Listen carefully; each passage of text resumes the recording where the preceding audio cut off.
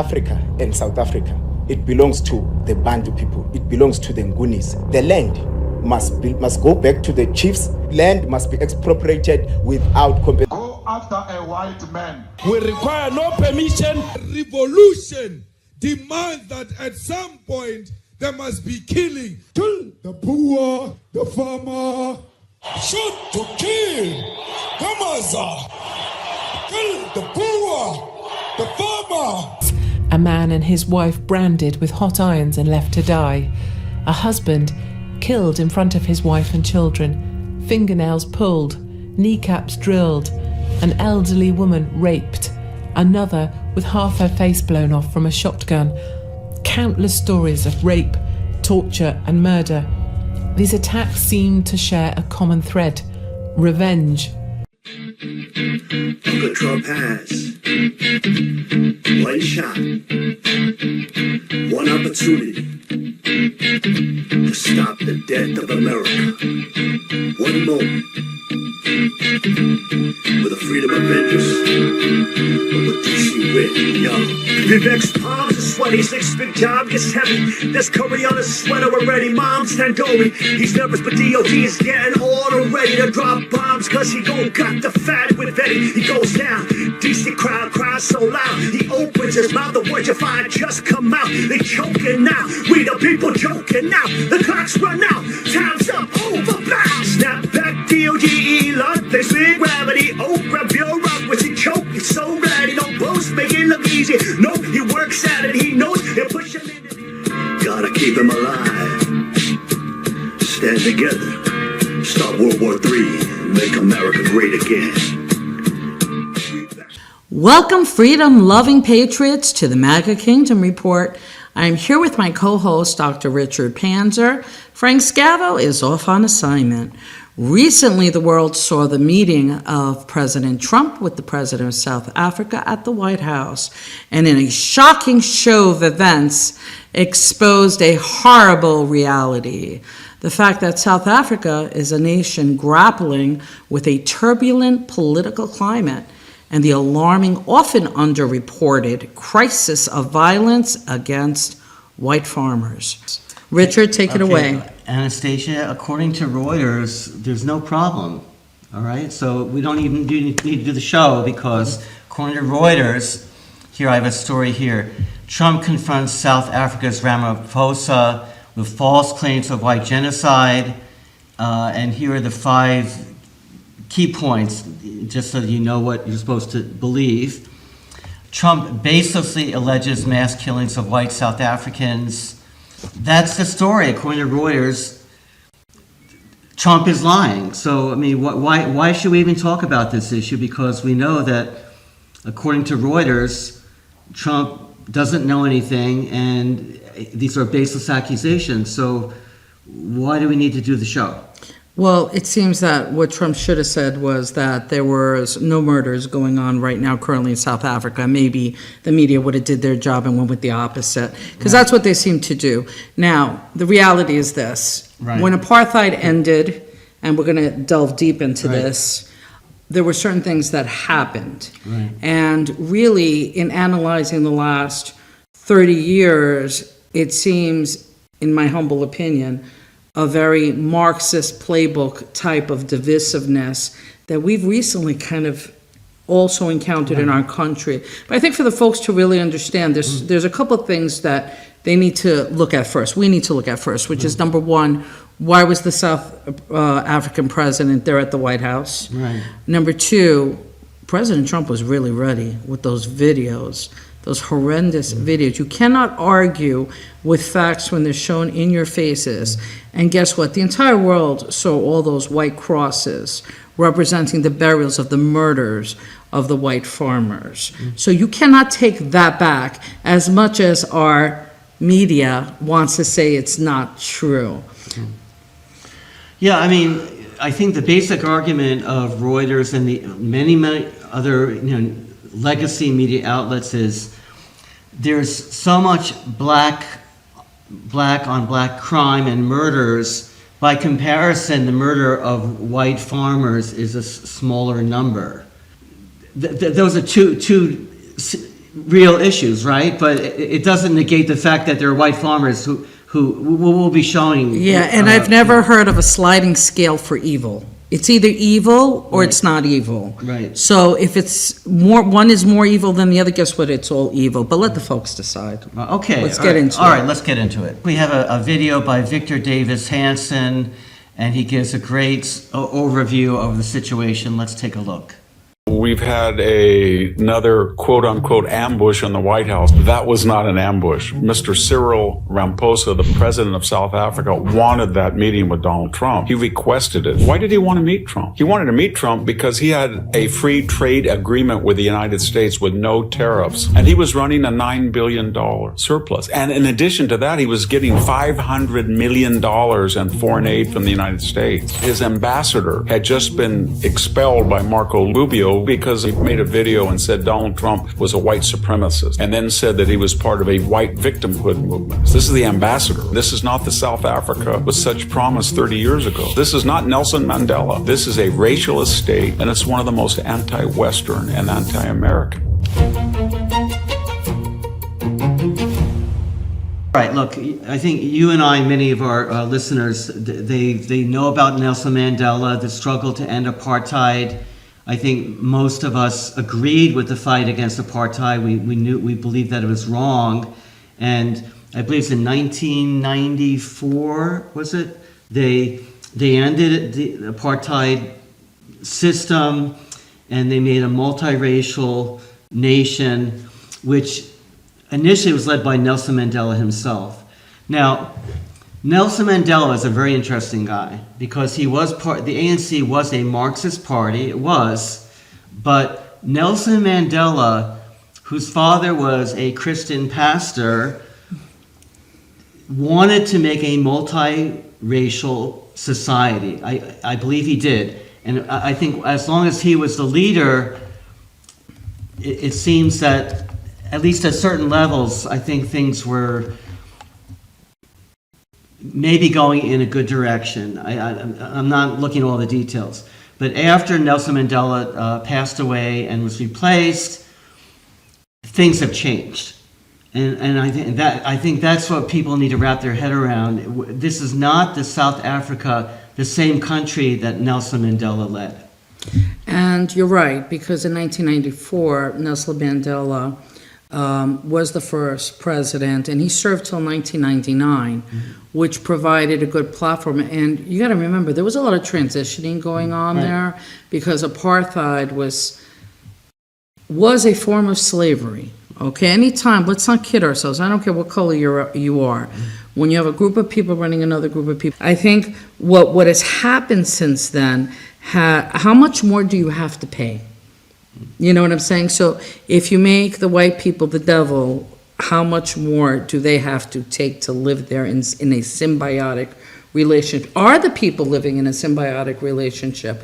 I'd like to know if you can buy a farm. And if you can buy a farm, do you get a deed? Or is there oppression there that is formed and developed and supported by the government where they're causing this divisiveness as a way of control? Sound familiar, huh? Because we've been kind of dealing with that a little bit the last few years ourselves, with a government that's inspiring hatred and causing folks, regular folks, to argue with each other, and dare I say possibly even worse than that. So I mean, look, there's a huge crime problem, and look, I do not agree with the system of apartheid, but there was an issue that they didn't know how to deal with, which is that you have people with a very different levels of education and basically you have different tribes, some of whom have basically zero education. And how do you integrate people from very, very different backgrounds? And the easy political solution, of course, is for a government to come to power. And look, the African National Congress, it is a Marxist party. And what do the Marxists say? The Marxists say there are two groups. There's the oppressed and the oppressors, right? So it's politically convenient for them to say, those white farmers are the reason why you don't have a job, because they stole the land, and somehow that's why you don't have a job, you don't have a good education, and the solution is to expropriate their property and redistribute it to the people. Of course, with Marxist governments, the people usually, they don't get the deed, the land deed that you're talking about. Somehow it goes to the politically connected. And then you do have the economic freedom fighters parties, the third political party in South Africa, and they have a certain popular chant that we're going to show today, and you can see where they're coming from. Well, and here's the other thing. People need to understand what apartheid really was. Right. So it was something that was developed in 1948, and here's what it really was, folks. It began as a strict racial segregation. So in other words, they wanted, people based on race to be separated, and they also didn't believe in interracial marriages and that type of thing. Well, sounds kind of very similar to what a lot of countries went through at that time with segregation, so we're not too unfamiliar with it. But I dare say, Richard, that you say you got rid of apartheid, okay? South Africa got rid of apartheid, which means you're not supposed to be segregated and that people have the right to opportunity. That would be the assumption. I dare say that I think that people there are living apartheid right now, but it's the other way around, which still doesn't make it right. Right. Prove us wrong. I'd like us to play one of these videos that really show what kind of violence is taking place against the farmers. I think we need to see it. Okay. So let's just take a look. And this is from a documentary by Katie Hopkins. In the dead of night, while Robert and his wife Sue lay sleeping, a gang of 3 men came through their bedroom window. They shot Sue twice at point-blank range, but failed to kill her. The men moved on to Robert, whom they tortured with a blowtorch, burning his arms, stomach and legs, until he revealed the code they could use to loot the couple's safe. The gang threw Robert and Sue into the back of a getaway truck and dumped them on the side of the road. They rammed a plastic bag down Sue's throat and shot Robert in the neck. Sue spent a week in a coma before she finally succumbed. Against all the odds, Robert lived, but he was left with permanent disabilities. The bullet he took is still lodged there today. He says he's determined to survive until he gets justice for his wife, Sue. As a journalist, it's way too easy to isolate yourself from a story. Media commentators shuffle into green rooms, prepping themselves by rereading crumpled notes or articles online, regurgitating someone else's opinions. We sit in separate studios via satellite links and talk past each other. Most will never have actually spoken to anyone connected to the news they're pretending to cover. South Africa deserves better than this lazy journalism from the mainstream. The stories I read were so unspeakably awful. Farming families tortured for hours before being killed by stabbing or gunshot, often with no ulterior motive. But I knew I needed to see this story up close. Why the torture? And given there had been a 200% increase in these attacks since 2012, why the sudden rise? And these attacks became part of my life too. More and more South African farmers writing to me to share their stories of family members beaten, of daughters raped, and of lives ended without cause or explanation. I needed to find out for myself who is behind these attacks, and if you know you're being hunted, why stay? I made a plan to travel to South Africa with a film crew and the sort of security that would get me to the heart of the truth. For as long as was feasible, I chased down the real story myself.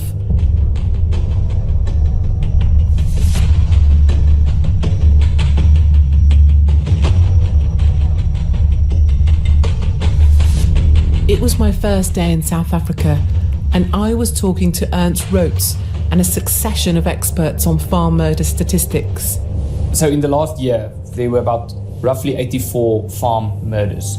And that's so 84 farm murders in a 1 year period where either the farmer or a family member has been murdered. Yes, yes. And then you can do the calculation, or at least a close estimate of a calculation. Last year, the estimate was 156 per 100,000 per year. And police officers in South Africa is 55 per 100,000. The macro picture of the farm attacks was certainly frightening. Being a farmer in South Africa is extremely dangerous, more dangerous than being a South African police officer. Is being a farmer one of the most dangerous jobs? Yes, it is clear. And we are just talking about farmers murdered, not including those who survived the attacks and the brutal tortures that some of them have experienced. We are only looking at farmers murdered. And we've seen how this have increased from 2011 until 2017. I mean, I think it was 48 in 2011. So we are moving very, very close to doubling the figure. On the one hand, we must say that there is some correlation with the general increase in our crime levels. But you can clearly see that the tide started changing in 2011, 2012. The black are all the incidents in 2016, the blue in 2017, and the red, we are busy putting them on at the moment, that's 2018 incidents. If you take more than 3 years on a map like this, it becomes very busy. Chris Van Zyl, a researcher and retired general working for a large farmers' union, had spent decades probing the farm attack issue. All these incidents are violent crimes. So we look at murder, attempted murder, rape, robbery, and arson. That's what these are. There's no stock theft involved. There's no theft of normal property. This is only violent crime. At AfriForum, they're asking the same questions. How can the police file these murders as theft or aggravated theft when so often nothing is stolen? One of the problems is what they tried to do was to reduce the motive for every incident to a single motive. So let me give you an example. The murder of the Potgieter family near Lindley is one of the well-known farm attacks. It happened in 2010, if I recall. So what happened briefly was the family, it was Atti and Vilna, the husband and wife, and they had a 2-year-old girl, Wilhelmine. And they stopped at the farm, and as Atti got out of the vehicle, he was attacked by 3 or 4 people. And eventually, Atti was killed. But he was stabbed 151 times with a garden fork and a knife and a machete, or we call it a panga in South Africa, in front of his wife and little daughter. Then his little girl was killed. They took 3,000 rand and they wrote on a placard, they wrote a sign that said, "We murdered them and we are coming back." They were caught and they were trialed, and during the proceedings they said, "We went there because we wanted to take their money." So then it's accepted, okay, so their intention was to steal. But the level of violence that was committed in comparison to what was stolen, there's no possible way to explain that. The stories behind these statistics are horrifying.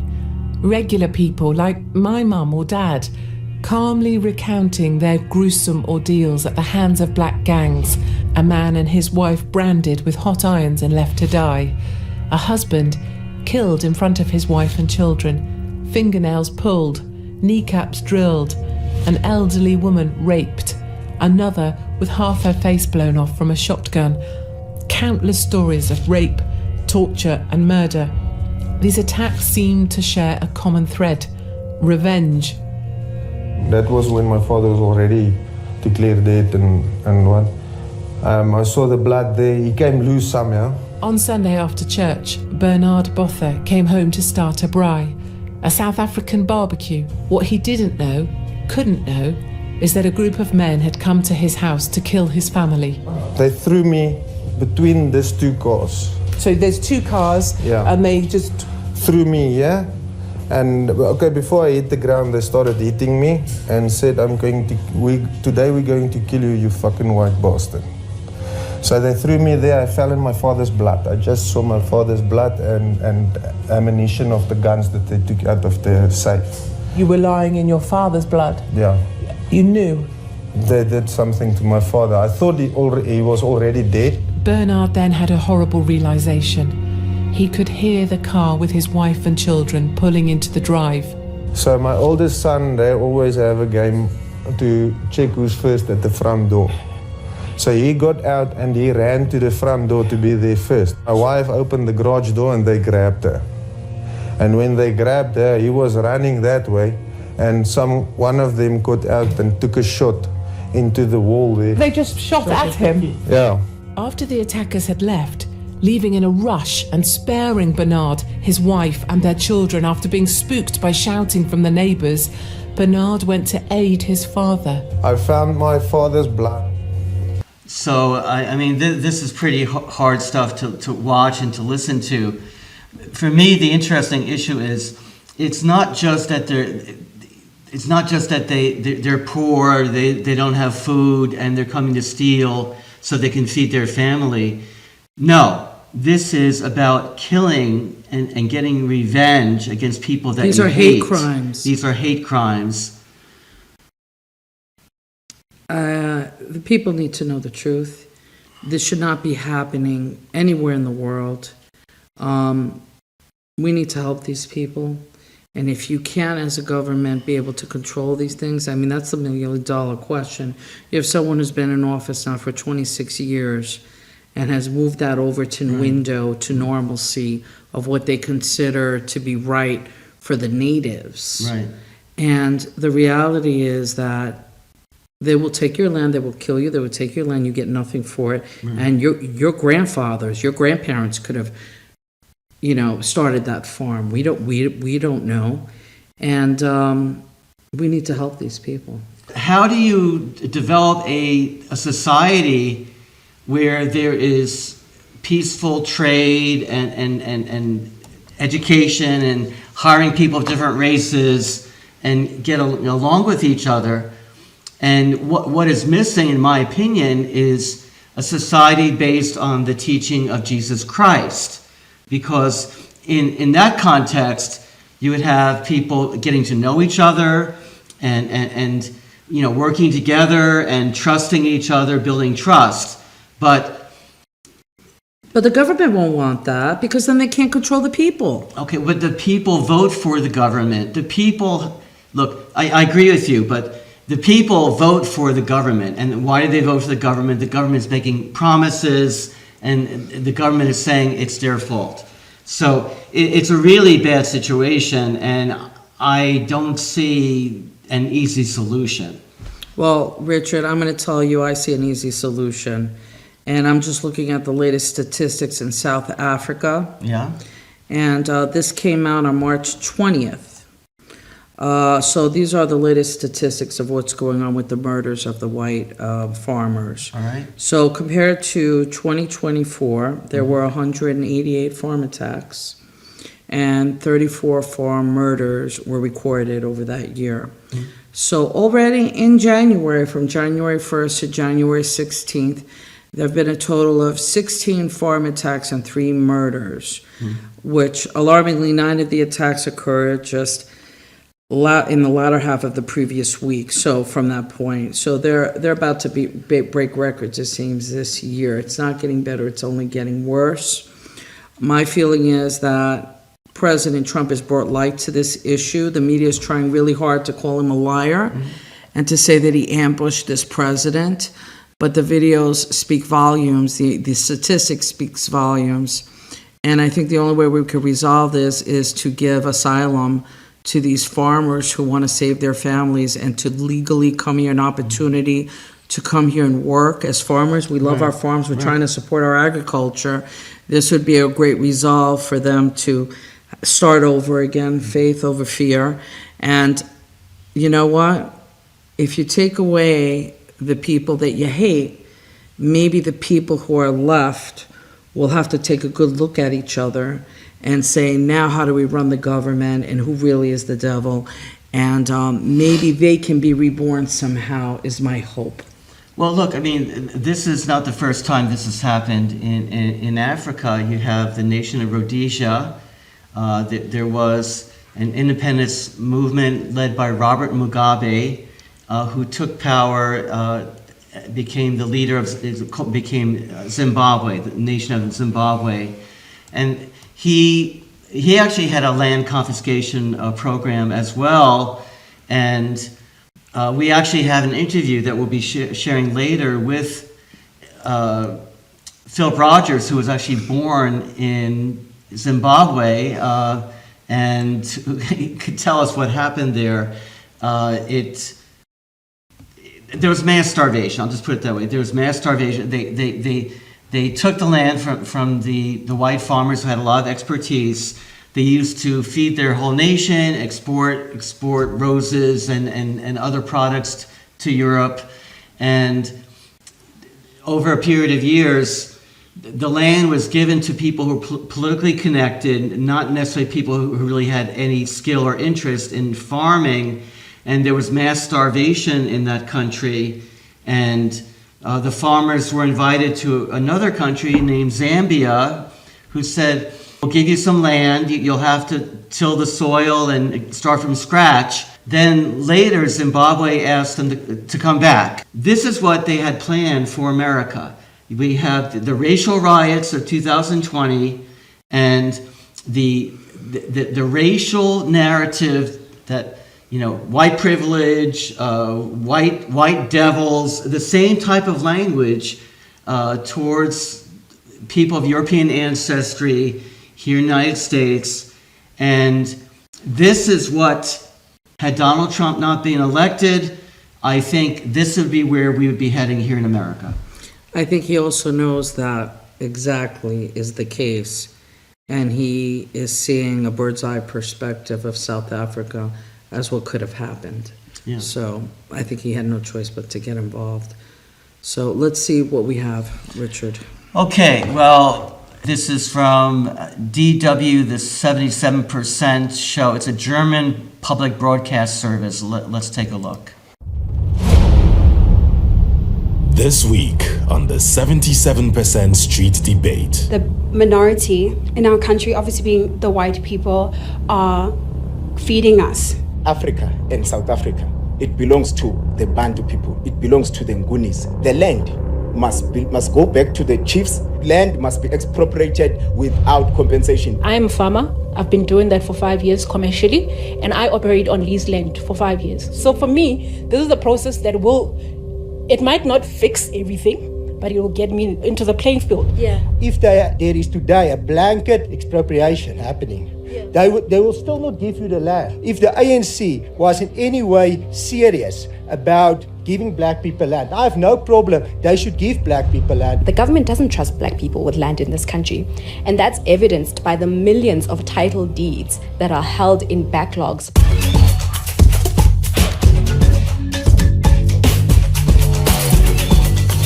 South Africa has a new law which basically gives the government the framework on how they can acquire private property from individuals, sometimes with no compensation. Obviously, that's got tongues wagging and hairs crossed. So what does it mean for South Africans, particularly young ones? So I want to start with some farmers. And Guguletu, we are on your farm right now. How did you receive the news, or what do you take of this new law? There is a lot to discuss when it comes to this law. It is very touching for a lot of the youth. Because one, it opens a lot of opportunities and a lot of doors for a lot of us. But at the same time, there's a lot in terms of agriculture on how it really does affect, because the minority in our country, obviously being the white people, are feeding us on a day-to-day basis. What do you mean when you say feeding us? In terms of the number of farmers that there are, the white farmers are a very small group, yet the numbers that they're able to achieve in terms of production of food are feeding South Africa and even the Sub-Sahara. Okay, so let me speak to Tevi here, because you are the white farmer that is being discussed here, right? So for you, how do you take it? Because the government is trying to sell this as a kind of land reform act, and we'll get to the details shortly. But what's your take? So the main thing to realize is, I believe that property rights and the guaranteed property rights in a country is part of the constitution. And in every country in this world where property rights has been taken from people, that country has started to become a third world country. Now, South Africa is definitely on its way to that, and I believe this could be the last nail in the coffin. So it's very important. So let me come back to something you've said. You think South Africa is well on its way to becoming a third world country? Yes, definitely. We can just look at a crime which affects us all. 27,000 murders a year. That is comparable to the third world countries in the world. South Africa is among the top 10 most dangerous countries in the world. Okay, so coming back to the issue of this expropriation law, I just want to come to you, Bulelwa. How do you see the law? I think it's important to first set out what the Expropriation Act is not. The Expropriation Act has nothing to do with land reform. Now, what this act introduces is that it's a balancing act between the interests of the public and the interests of the landowner. Yeah. So it makes provision for just and equitable compensation where they look at the history of the acquisition of the property, they look at the state investment, have there been any improvements? And what it does, which I think is what has gotten people in a frenzy, is that it introduces very few instances where expropriation can happen without compensation. Okay, so before we talk about the compensation issue, Martin here is already shaking his head no. I'm curious to know what exactly you're disagreeing with. Can we agree, first of all, that expropriation has nothing to do with land reform? This act is not a land reform law, and the difference is that successful countries, Germany, United States, United Kingdom, Switzerland, South Korea, Japan, etc., all have a very wide degree of deference to owners when expropriating their property. The government says sorry to you by paying you market or above compensation. Now in South Africa, and this is what I was disagreeing about, is that it's not a small list of circumstances in which the government can now seize your property, confiscate your property without paying you a cent. So if you own fixed property anywhere in the country, a house, a business, a warehouse, a farm, and the government says, we think in the public interest we have to take this without paying you a cent, it is allowed to do that. That is inconsistent with the Constitution. Okay, so I want to hear from Una here, because your view is actually quite different. Not only do you believe that expropriation needs to happen, you think it needs to happen across the board without compensation.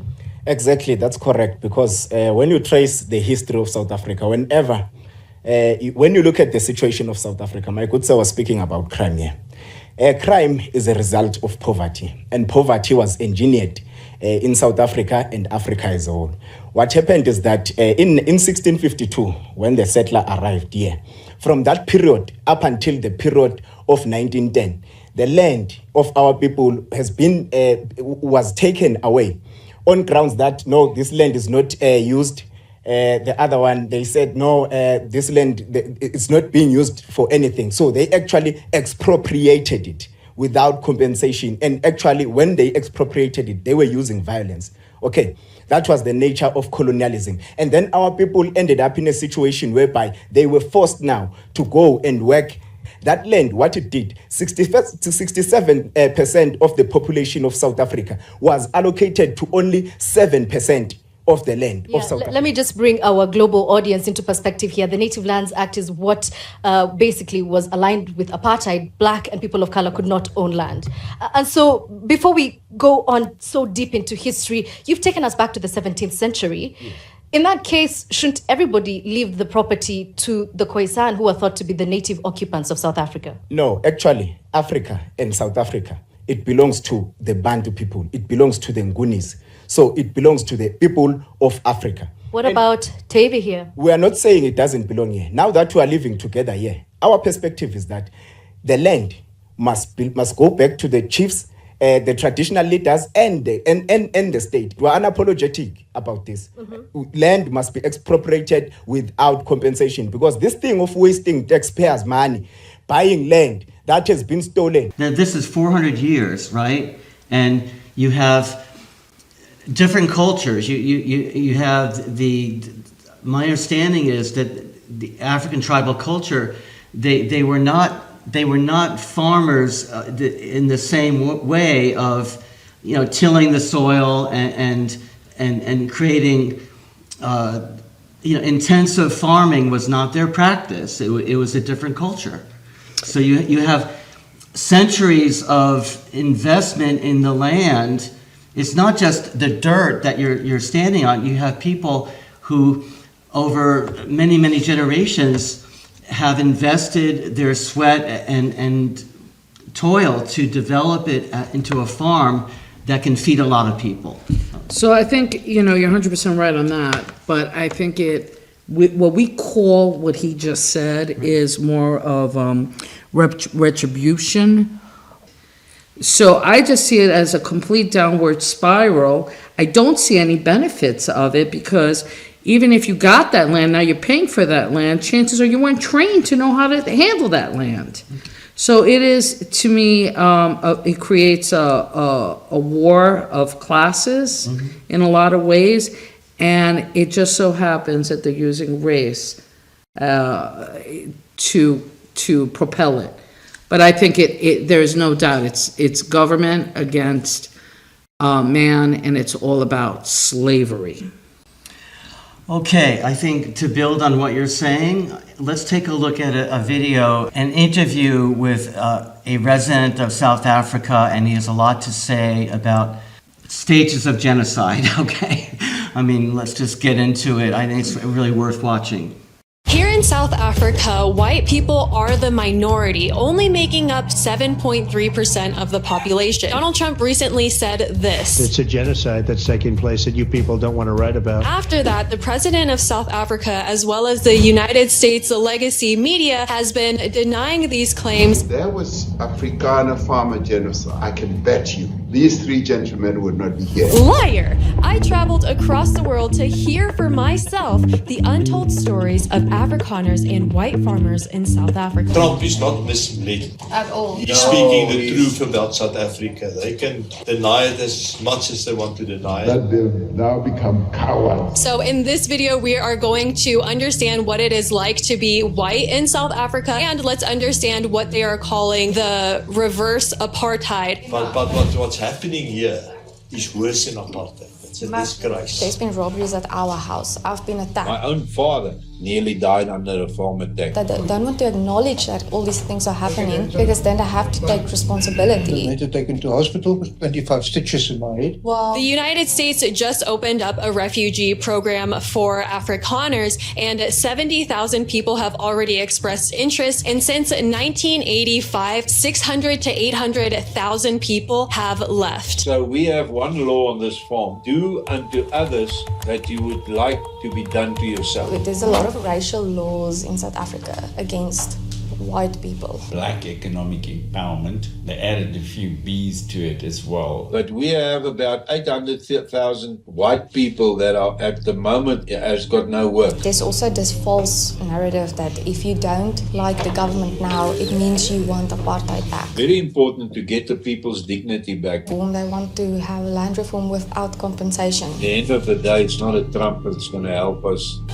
Jesus Christ himself. Now it's specifically directed against the white race, against people who look like us. I think you Americans got problems. Also, would you please make sure that you are subscribed to my channel? Let's go.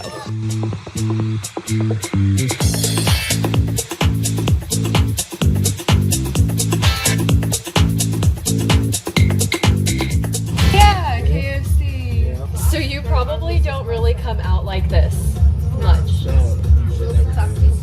Big intersection, the light's not working. Street lights, yeah. Oh, there's lots of blackouts, right? Yes. Our generator is in for repair, but as saw on the schedule, we should be okay. And when the lights are out, do you treat it like a four-way? This is the one shaking you down. Yeah, these ones right here. Checking, and then they start talking, and then they want money, or they tell you they want iPhone. And are they armed? Yes, and they're not afraid to exert excessive. Everybody gets incrementally worse. As soon as I arrived, I began an interview with an Afrikaner author and commentator, Dan Root. We're here in South Africa. What's the truth? I think the truth is that, when you're talking about genocide, it's sort of, you want to define it in various ways, I think. And there was that American expert, Gregory Stanton, who compiled, the 10 stages of genocide, and it starts off with, say, hostility, and then it moves on to organization. I can't remember exactly each stage, but I mean, we are sort of at the stage now where there's a lot of hostility, say, from this political party, this extremist political party called the EFF, the Economic Freedom Fighters. That's an out-and-out kind of Marxist revolutionary party headed by a man called Julius Malema, who goes around, singing the song "Kill a Boer, Kill a Farmer" to these large crowds. So that's very concerning. So these people, when you want to hit them hard, go after a white man. We require no permission. Revolution demands that at some point there must be killing. Kill the poor, the farmer. Shoot to kill. Kamaza. Kill the poor, the farmer. So quantitatively, okay, millions of people have not been killed in South Africa, at least not yet. But qualitatively, we've had such extreme violence and torture and during these farms attacks. But in South Africa, it's moved completely to the left. So if you say we want equality for white people, that's considered a far right statement. So the overturned window is completely to the kind of. If you say kill a Boer, kill a farmer. That's like middle. That's kind of that's sort of that's acceptable kind of thing. That's according crazy. to Overton's principles. It's sort of mainstream. It's mainstream. A government, a political party in parliament could say that. Like stadiums of thousands of people. Exactly. The highest court in the land, the constitutional court, has stated that is just freedom of speech. But if you use some sort of racial epithet, they would send you to prison for 3 years. Right. So he's saying that if you say white people should be treated equally as black people, which sounds reasonable to most people, I would say, he says that is considered to be right-wing extremist. So this is how the legacy media, they're doing it in Europe the same way. Germans or British who say we need to stop importing people from North Africa and Middle East, and we need to somehow find a way to assimilate or integrate people into our culture, then that is looked at as right-wing extremist. Well, here's the proof in the pudding also, okay? Do we need to actually see the victims and all those images and stuff? Because why is it that we have 700,000 to 800,000 white farmers who would easily leave their land and leave everything behind for the idea of coming to America to start over? This is how desperate they are. They would leave it all. And that's the cry to help that I think people need to understand. And I also think, going back to my previous point, I think that is an answer. So I agree with you. We should, in my opinion, this is a group that is being, it's not just that they're stealing their land or they want to expropriate the land. That would be bad enough. And it leads to, this is what communism does. It says those are the evil landlords. Those are the rich people. You're poor because they're rich, right? And we the government will take their land, and there's no private property, and that is communism, and that leads to famine and poverty and starvation. So we should help those people. I agree with you. We should help them if they. And it's not just that their land is being taken and they're being discriminated against. Actually, I think he talks more about how there are quotas. There are quotas for what races can be hired, be on sports teams. And so the young people who grow up, DEI, huh? Right, the young people from the European ancestry who live there, they can't find employment, they can't even get on the sports teams. Same model of, it is discrimination. We should help them, I agree with you. Well, it's even worse than that, I think. These people are in threat of being exterminated. So how can you ethically, if you're a people of God, right, allow these people, these innocent people or family people who work hard, who are innocent, okay, in a system that wants to kill them? How could you not help them? And I think there would three things would happen. Number one, obviously these people would have an opportunity to rebuild.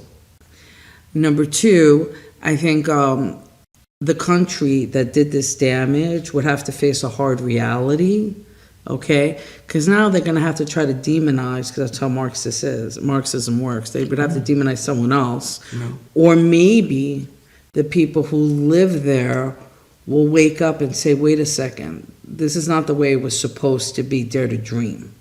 So either way, these people have to be saved.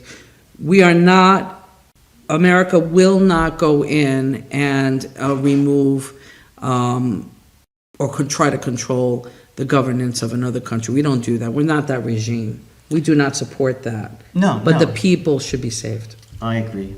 Let's play. This is with Chuck Holton at the Hot Zone. He did a really interesting interview with a woman who lives there. So let's take a look. The left in America says that white farmers being murdered in South Africa is a non-story. We're going to hear the story of Mariandra Hunis, a South African woman, the wife of a farmer. Her husband was murdered right before her eyes back 3 years ago, about 5 days before she was due to give birth to their first son. I'm Mariandra Hunis. On the 1st of October in 2016, our house was broken into by two attackers while we were asleep. My husband and I fell asleep on the couch upstairs in the living room. And our oldest daughter, who was then 6 years old, fell asleep on a little mattress with us. We have had two other girls and they were asleep in their rooms downstairs. So I was awoken by the dogs barking, firstly, and I got up and I tried to wake Johan up, looked out all the windows, walked downstairs, checked that everything's locked, everything seemed fine, and I just assumed it's a rabbit or a cat or something in the flat. And then I heard a strange sound upstairs. I was 8 months pregnant at the time, and I thought it was our middle daughter coming up to join us in the living room. And I still remember looking over the couch and I didn't see anything there, and it was the weirdest feeling to hear something but there's nothing there. And I lay back down, and the next moment I heard what the police explained to me afterwards was the cocking of the gun. And as I sat up straight, the two attackers were standing at my feet with a gun pointed at me, and they started screaming. They demanded money, and of course I started screaming, and my husband woke up, and we calmly explained to them that we don't have money in the house, but they can take anything they want. We don't have cash, but they can take the TV, they can take the computers, they can take the car. He even explained to them where to find the valuables. My daughter woke up in this chaos, and she was running between her daddy and the mattress hysterically. They shot Johan 5 times right next to me. He rolled off the couch onto the floor, and they then came to me and they grabbed me up from the couch and demanded that I go downstairs with them. I refused because I didn't want them to go near my other 2 children. And also, you know, you hear about these farm attacks and you know it's a reality, but you never think it will happen to you until it's in your house. So when they demanded to take me downstairs, we had a little struggle. I refused because I know if they take you aside, they normally you and then you get killed. So at that point, my little girl put her hand up and she said to them, "You want money? I've got money. I have a piggy bank. You can take my piggy bank. Just leave my mommy alone." And I still remember I wanted the floor to swallow her. I said to her, "No, keep quiet. Don't move." And at that point, Johan got up for the very last time. And he gave 2 steps forward and he said to them, "Please." And it sounded like he was crying when he said that. My daughter afterwards told me that he, in fact, was crying. There was blood coming out of his ears, out of his nose. And the one attacker said, "Just kill him, brother. Just kill him." He still waved his hand like this. Both me and my daughter screamed and pleaded and asked them, "Please don't," to no avail. So he was shot 6 times right in front of us. He fell forward on his face at my feet. They then stormed me again, and they asked me where the other children are. And I said to them, please, just leave. You've done enough. You've done enough. And without a word, they turned around, casually walked down the stairs, unlocked the front door, and left. They only took our phones, so I couldn't phone for help. I considered running to the neighbors, which is too far, and it's in the middle of the night, and I was heavily pregnant with the 3 little girls. It just seemed too dangerous. So we got in the car and we sped off to the nearest fuel station, which is 10 minutes away, where we found the police and the ambulance, for what it's worth. That's what happened that night. This is certainly not easy. And this is not easy for what we're seeing. Imagine what these people actually physically are going through, but it's something that we have to report on. Yes.